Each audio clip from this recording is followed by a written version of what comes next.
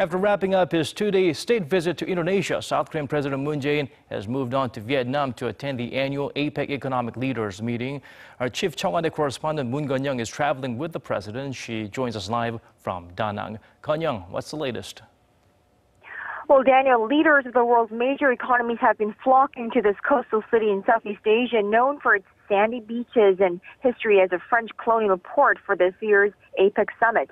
Now, from U.S. President Donald Trump and Chinese President Xi Jinping to Japanese Prime Minister Shinzo Abe and Russian President Vladimir Putin, it's a fiesta of great powers here in the resort city, and South Korean President Moon Jae-in, of course, is no exception. Now, President Moon and First Lady Kim Jong-suk arrived in Danang late afternoon on the second leg of his three-nation sweep across Southeast Asia, in which he's been focusing on building strong ties with the ASEAN region and rally support for his North Korea policy. It's only been a couple of hours, and already the president has trumpeted free trade, touting it as a driving force behind his country's rapid economic development, making it in the world's top 10 in half a century.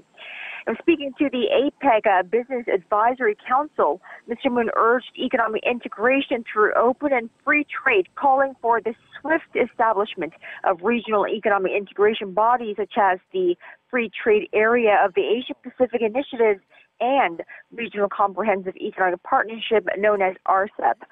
Revisiting his people-centered economy initiative, the South Korean president heralded open, inclusive, balanced, equitable, and innovative growth that does not leave anyone behind. Daniel?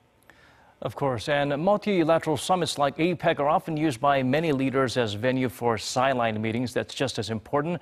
We understand President Moon has quite a few scheduled during his stay over there.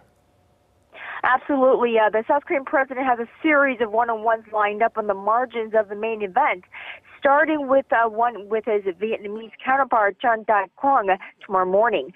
The highlight of President Moon's bilaterals, however, will most likely be his face-to-face talks with Chinese President Xi Jinping tomorrow afternoon.